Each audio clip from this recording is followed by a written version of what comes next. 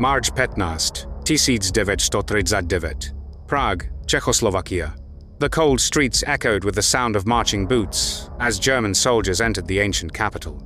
Armored vehicles rolled across the stone roads, Nazi flags appeared above buildings, and the final remains of an independent Czechoslovakia disappeared beneath the shadow of the Third Reich.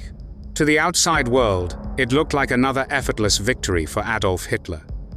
Crowds celebrated across Germany, convinced they were witnessing the rise of an unstoppable empire.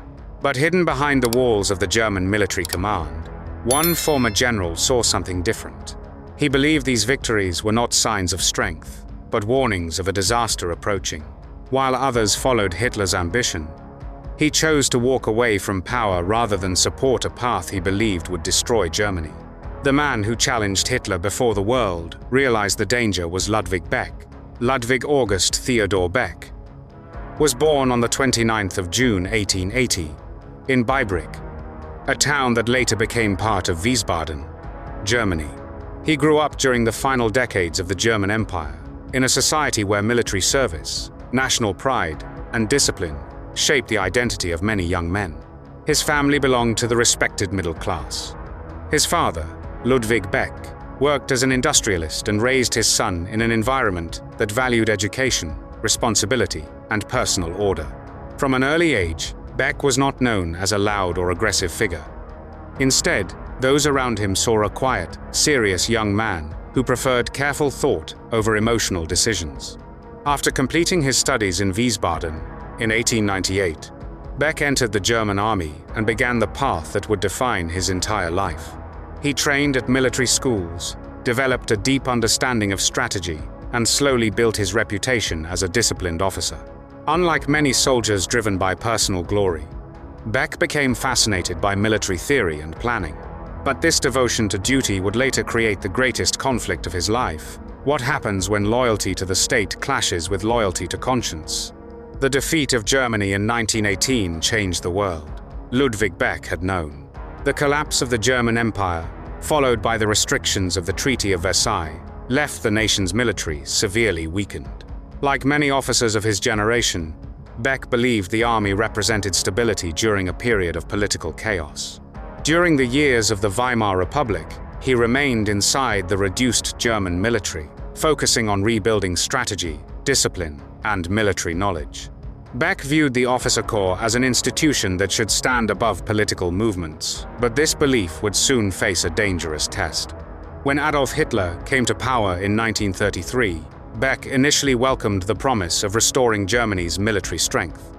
He was not a member of the Nazi Party, but like many traditional officers, he supported rearmament and believed Germany needed to recover its position after years of humiliation. As chief of the General Staff, Beck helped rebuild German military power. Yet the more Hitler pushed toward aggressive expansion, the more Beck questioned the direction of the regime. His concern was not born from pacifism, but from strategy.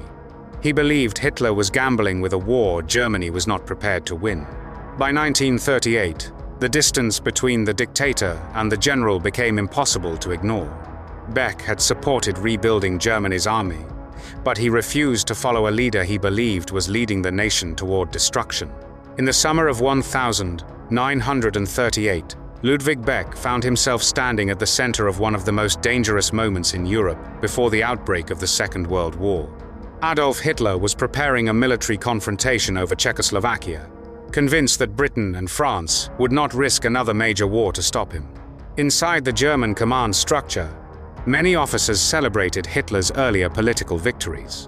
The occupation of the Rhineland and the annexation of Austria had been achieved without a major conflict, strengthening the belief that the Führer's instincts were always correct. Beck saw a different reality. From his position as chief of the General Staff, he studied the numbers, the resources, and the possible consequences. Behind the propaganda of German strength, he saw weaknesses. He feared that a reckless move against Czechoslovakia could trigger a wider European war, a war that Germany was not yet prepared to survive.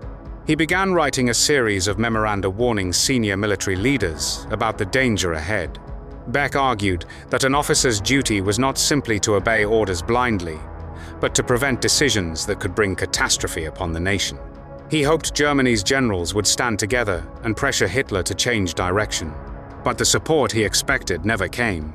Some officers still trusted Hitler after years of successful expansion. Others privately shared Beck's fears but lacked the courage to challenge the regime. The German military, an institution built on discipline and obedience, remained silent at the moment when resistance required action.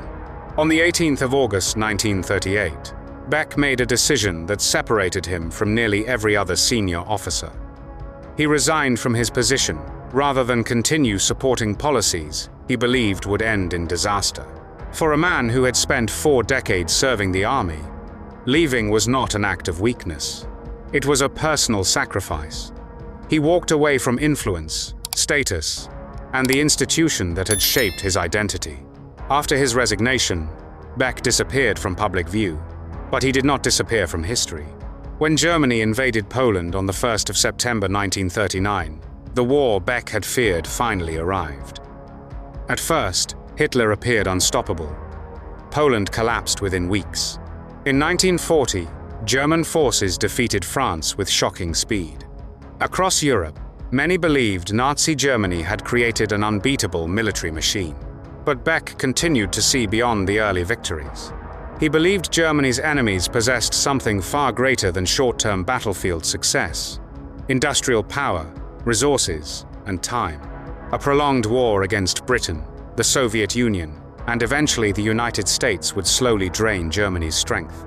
As the conflict expanded and millions were pulled into destruction, Beck became connected with a growing circle of military officers, politicians, and civilians who believed Hitler had to be removed from power.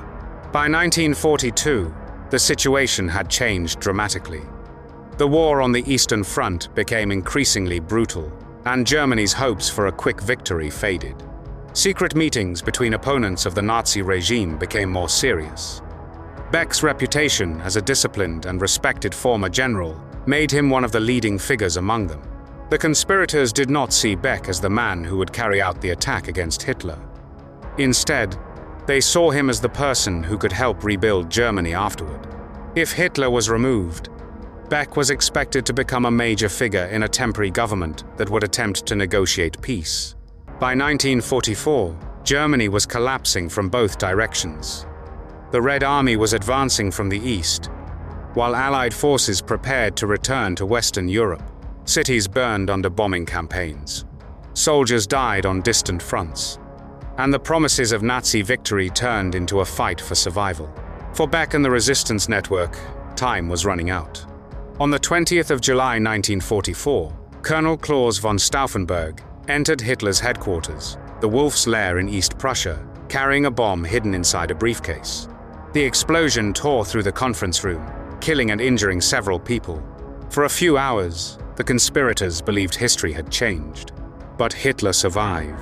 The failed assassination attempt destroyed the entire resistance movement within the German military. Orders were reversed, loyal Nazi forces regained control, and the men who had planned the uprising suddenly became the hunted.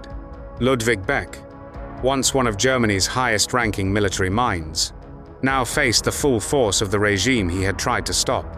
On the night of the 20th of July 1944, the dream of overthrowing Hitler collapsed within hours. The explosion at the Wolf's Lair had failed to kill the dictator, and the Nazi leadership moved quickly to destroy everyone connected to the conspiracy. Inside Berlin, Ludwig Beck understood what was coming. The man who had once helped shape Germany's military future was now declared an enemy by the same system he had served for decades. He was arrested under the orders of General Friedrich Fromm, who attempted to protect himself by turning against the failed conspirators. Beck knew that if he fell into the hands of the Gestapo, interrogation and humiliation would follow. At 64 years old, he requested permission to keep his personal pistol and chose death over capture. His first attempt left him severely wounded, but not dead. Moments later, another officer delivered the final shot. The general who once warned that Hitler's ambitions would bring Germany to ruin died in the ruins of his own failed resistance. The failure of the July 20 plot unleashed a wave of revenge across Nazi Germany. Hundreds of people connected to the resistance were arrested, imprisoned, or executed as Hitler attempted to erase every trace of opposition. Even death did not end the punishment against Ludwig Beck. His body was later removed by the SS, burned, and his ashes were scattered in an attempt to deny him a lasting resting place. But history remembered what the regime tried to destroy. Decades later, Beck became a symbol of the complicated resistance inside Germany, itself a man who once supported military revival, but ultimately turned against the destruction created by dictatorship. His story remains a reminder that silence in the face of disaster can become its own form of surrender. History is not only shaped by those who follow power, but also by those who decide when obedience has gone too far. If you want to discover more forgotten stories from World War II, stories of ambition, betrayal, justice, and consequences, subscribe to the channel and join us in uncovering the hidden chapters of history.